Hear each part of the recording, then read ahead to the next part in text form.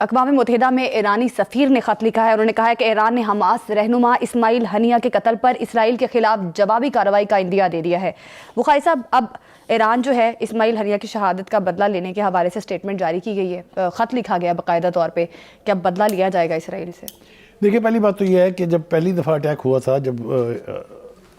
تو اس وقت بھی ایران نے، یہ ان کا ایک سمبولک طریقہ ہے اعلان کرنے کا، وہ لال پرچم جو ہے وہ اس کو لہرا دیتے ہیں، جس کا مطلب یہ ہوتا ہے کہ اس کا بدلہ ہم ضرور لیں گے.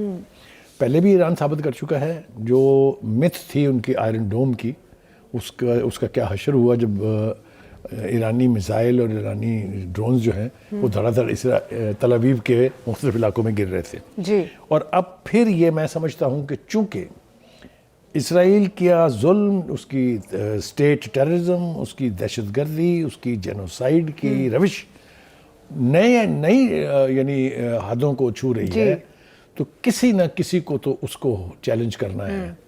میں سمجھتا ہوں کہ جو خط لکھا گیا ہے یہ بنیادی طور پر ایک وارننگ ہے. یقینی طور پہ اس کا اسرائیل پر کوئی اثر نہیں ہونے جانا، کیونکہ نیتن یاہو جیسا ڈھیٹ کمینہ آدمی جو ہے وہ اس کے اوپر ان خطوط سے کوئی اثر نہیں ہوتا unless you teach him a lesson.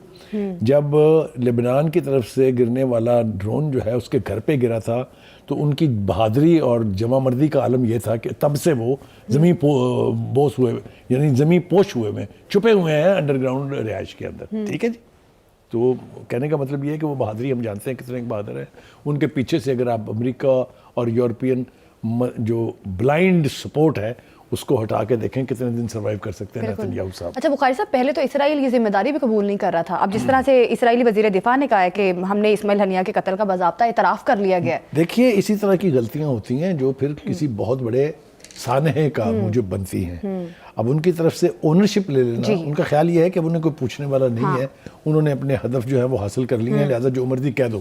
یہ انہوں نے کہہ تو دیا ہے، لیکن فوری طور پہ آپ نے دیکھا کہ ایران نے ریئیکٹ کیا اس کے اوپر کہ ابھی ہمارا رائٹ آف ریونج جو ہے وہ باقی ہے اور وہ ہم پورا کریں گے. ایک دوسری طرف آپ دیکھیں کہ جو حوثیز ہیں جن کو ایران سپورٹ کرتا ہے، کوئی دو ٹھکی چھپی بات نہیں ہے، انہوں نے بھی ناک میں دم کر رکھا ہے، نہ صرف اسرائیل کے بلکہ وہ تمام قوتیں جن میں امریکہ برطانیہ شامل ہے، جن کے بحری جہاز جو ہیں، نیوی کے جہاز جو ہیں، وارشپ، وہ اس ریجن کے اندر پارک ہوئے ہیں. ان کو آئے دن چیلنج کرتے ہیں وہ حوثیز، کبھی ڈرون کے ذریعے، کبھی میزائل کے ذریعے. اور اب صورتحال اور تھوڑی سی گمبھیر ہو گئی ہے کیونکہ انہوں نے اب اسرائیل کے شہروں پر، اور یہ دوسری کوشش انہوں نے کی ہے اس طرح سے شہروں کو ٹارگٹ. تو پریشر تو ہے. نیتن یاہو صاحب یہ نہیں کہہ سکتے کہ جی ہم نے ریزسٹنس موومنٹ کو سرے سے مٹا دیا ہے. تھوڑا سا اس میں آپ یہ کہہ سکتے ہیں کہ تھوڑی سی کمی ضرور آئی ہوگی، اس کی وجہ یہ ہے کہ جو لیڈرشپ تھی وہ چاہے حماس کی تھی چاہے وہ حزب اللہ کی تھی، ان کو چونکہ شہید کر دیا گیا ہے. ابھی جس طرح سے ہم نے دیکھا کہ حماس اور حزب اللہ کو جس طرح سے ٹارگٹ کرتا ہے اسرائیل، اور کہیں نہ کہیں نیوٹرلائز اس طرح سے پاورفل نہیں رہی حماس اور حزب اللہ، اسرائیل نے جس طرح سے انہیں ٹارگٹ کیا، اب لگتا ہے کہ حوثیوں کو بھی نیوٹرلائز کر دے گا اسرائیل. دیکھیے، گزارش یہ ہے کہ اس کو آپ یہ نہیں کہہ سکتے کہ نیوٹرلائز کر دیا انہوں نے، اس کو آپ کہہ سکتے ہیں کہ یہ ٹیمپریریلی ایک پاز ہے. بیکاز ایسی قوتیں جو ہوتی ہیں، جو ایسی موومنٹس ہوتی ہیں، ان کو پھر ری گروپ کرنا ہوتا ہے، ان کو پھر اسٹرینتھن کرنا ہوتا ہے تاکہ سیکنڈ فیز آف موومنٹ جو ہے وہ لانچ کیا جا سکے. تو یہ جو تھوڑا سا وقفہ ہے، اس کو میں یہ سمجھوں گا کہ حماس اور حزب اللہ خاص طور سے اور حوثیز اینڈ آلسو ایران، یہ جو ہیں یہ پلاننگ کر رہے ہیں، یہ جو ہیں یہ اپنی اسٹریٹجیز جو ہیں ان کو اسٹرینتھن کر رہے ہیں. اسرائیل کو قیمت تو چکانی پڑے گی، اتنی انسانی جانیں تو اللہ تعالیٰ نے بھی تو کوئی انصاف کرنا ہے کہ نہیں کرنا ہے. بخاری صاحب، جس طرح سے حوثیز ایران کو سپورٹ کرتے ہیں، اگر اسرائیل نے حوثیوں کے ساتھ بھی ایک جنگ شروع کر دی تو کیا لگتا ہے پھر کس طرح سے حالات بنتے ہوئے نظر آ رہے ہیں؟ آپ کا غالباً اشارہ نیتن یاہو کے اس سٹیٹمنٹ کی طرف ہے جس میں اس نے کہا ہے کہ میں نے تمام اپنی فوجوں کو حکم دے دیا ہے کہ وہ حوثیوں کے فوجی سٹرکچر کو تباہ کر دیں. اگر یہ اتنا آسان ہوتا تو اب تک کر چکے ہوتے نا. وہ آپ دیکھیں نا، سال سے زیادہ ہو گیا نا اس جنگ کو جاری، اور حوثیوں نے چیلنج کرنا بھی جب سے شروع کیا اس کو بھی سال ہونے والا ہے. تو یہ اتنا آسان تو نہیں ہے، لیکن ایک بات طے ہے، حوثیز بھی ول نیور گیو ان. آپ ان کو مار سکتے ہیں جان سے، آپ ان کا انفراسٹرکچر تباہ کر سکتے ہیں، لیکن اس سوچ کو ختم نہیں کر سکتے. ایک بات تو یہ. اچھا بخاری صاحب جی، دوسری طرف لبنان جو ہے وہ الزام لگا رہا ہے کہ جو معاہدہ ہوا تھا اس کے اوپر اسرائیل عمل نہیں کر رہا. اسرائیل کی یہ روایت ہے کہ وہ انٹرنیشنل ایگریمنٹس کر تو لیتے ہیں کسی نہ کسی پریشر کے تحت، لیکن اس کی پابندی نہیں کرتے ہیں۔ جتنے بھی ماضی میں ایگریمنٹس ہوئے ہیں، چاہے وہ اوسلو اکارڈ تھا، چاہے وہ کچھ بھی تھا، چاہے وہ کیمپ ڈیوڈ تھا، کسی پر عمل نہیں کیا۔ بالکل کھلے عام اور میں سمجھتا ہوں کہ یہی الٹیمیٹلی اس کی تباہی کا باعث بنے گا، اس لیے کہ اگر اس کے ارد گرد والے ممالک جو ہیں وہ اگر اسلامک اسپرٹ کے تحت اکٹھے ہو جائیں اور اپنے وسائل کو یکجا کر لیں تو اسرائیل کتنے گھنٹوں تک زندہ رہ سکتا ہے، یہ میرے خیال سے معلوم سب کو ہے۔ لہٰذا امریکہ نے، ویسٹ نے سب سے زیادہ خوفناک کام جو کیا ہے وہ یہ کہ ان میں سے بیشتر ممالک میں ان پاپولر رجیمز ہیں جو وہاں کے لوگوں کی پسند نہیں ہیں، اور اسی لیے وہ اپنے آقاؤں کے جو مشنز ہیں ان کی تکمیل میں لگی رہتی ہیں۔ بخاری صاحب، جس طرح سے اسرائیل گریٹر اسرائیل منصوبے پر کام کر رہا ہے، کیا لگتا ہے آنے والے ٹائم میں مڈل ایسٹ کی کیا صورتحال دیکھ رہے ہیں آپ؟ دیکھیے، خواہشات پر تو کوئی پابندی نہیں ہے، آپ خواہشات بڑی سے بڑی کر سکتے ہیں، لیکن دیکھنا یہ ہوتا ہے کہ کیا وہ امپلیمنٹیبل ہیں یا نہیں ہے، ایسا ہو سکتا ہے کہ نہیں ہو سکتا ہے۔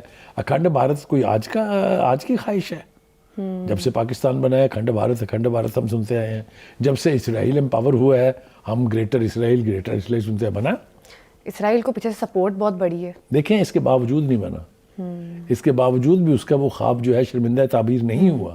لہٰذا جن لوگوں کے ساتھ آپ ظلم کر رہے ہیں، جن کے علاقوں پر آپ نے ناجائز قبضے کیے ہوئے ہیں، یہ آپ کو چھوڑنے پڑنے ہیں، یہ آپ پہلے بھی کر چکے ہیں۔ تو کہنے کا مطلب یہ ہے کہ میں تو ایز اے پاکستانی اور ایز اے مسلم، مجھے تو بہت بلیک فیوچر دکھائی دیتا ہے اسرائیل کا۔ صحیح ہے، تباہی ہوئی ہے، آپ یہ دیکھیں کہ بہت ساری مثالیں میں آپ کو دے سکتا ہوں جہاں پر وقتی طور کے اوپر کسی دشمن کو فتح ہو جاتی ہے، لیکن الٹیمیٹلی پھر اس کو اس کا حساب دینا پڑتا ہے۔ جن فلسطینیوں کا خون بہایا گیا ہے، جن 1 لاکھ 1.5 لاکھ کے قریب لوگوں کو معذور کیا گیا ہے، وہ اوپر جو ذات بیٹھی ہوئی ہے وہ دیکھتی بھی ہے، اور پھر اس کے اپنے سسٹمز ہیں۔ بخاری صاحب، اب اسرائیل نے جس طرح سے لبنان کے ساتھ معاہدہ بھی اب بتا بھی رہے تھے کہ معاہدہ کیا اور پھر جنگ بندی کے اس معاہدے کی خلاف ورزی کی، اب عالمی طور پہ کوئی ری ایکشن یا کوئی ایکشن لیا جائے گا اسرائیل کے خلاف، نیتن یاہو صاحب کے خلاف؟ دیکھیے، میں نے پہلے بھی کہا کہ مجھے یوں لگتا ہے جیسے دیر از اے ٹیمپریری پاز، ایک وقفہ ہے، اس وقفے کے بعد کیا ہوگا یہ تو ہم آنے والے دنوں میں خود دیکھیں گے بھی، ایکسپیرینس بھی کریں گے، لیکن بہت ساری الائیڈ ایکٹیویٹیز ایسی ہو رہی ہیں اس ریجن میں۔ مثال کے طور پر سیریا کا دیکھ لیں کیا ہوا ہے، سیریا میں new realities are taking place. ایک عجیب و غریب قسم کا سیٹ اپ ہے وہاں، جو سب سے زیادہ سٹرونگ ہب تھی ریزسٹنس کی اگینسٹ اسرائیل، اس کو نیوٹرلائز کیا ہے نا، یہ آپ کے سامنے ہے سب کچھ۔ اب یہ کامیاب ہوتے ہیں وہاں پر، جو جن کو کل تک ہم باغی کہتے تھے، آج وہ شام کے رولرز ہیں، کیا وہ سسٹین کر پائیں گے؟ کیا وہ ایک ایسا معاشرہ تشکیل دینے میں کامیاب ہو جائیں گے جہاں مسلمانوں کی نسل کشی نہ ہو سکے، جہاں مسلمانوں کی زندگیوں کے ساتھ کھلواڑ نہ ہو سکے؟ یہ میرا خیال ہے آنے والے وقت کے لیے ہمیں چھوڑ دینا چاہیے، لیکن جیسا میں نے پہلے کہا، اسرائیل از ٹیسٹنگ اٹ۔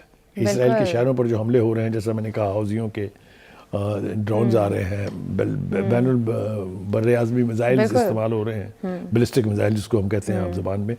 تو دیکھتے ہیں، وہ کہتا ہے کہ اللہ تعالیٰ بھی کہتا ہے کہ there always is a time for something to happen. بالکل، when will that happen? we have to wait and see. جی بالکل، اسرائیل پر جنگ بندی کی شرائط پر عمل درآمد کے لیے دباؤ ڈالا جائے گا۔ لبنانی وزیر اعظم کی جانب سے بھی یہ کہا جا رہا ہے اسرائیل نے جس طرح سے معاہدے کی خلاف ورزی کی ہے، اس پہ بھی کافی زیادہ سخت ری ایکشن جو ہے وہ سامنے آ رہا ہے۔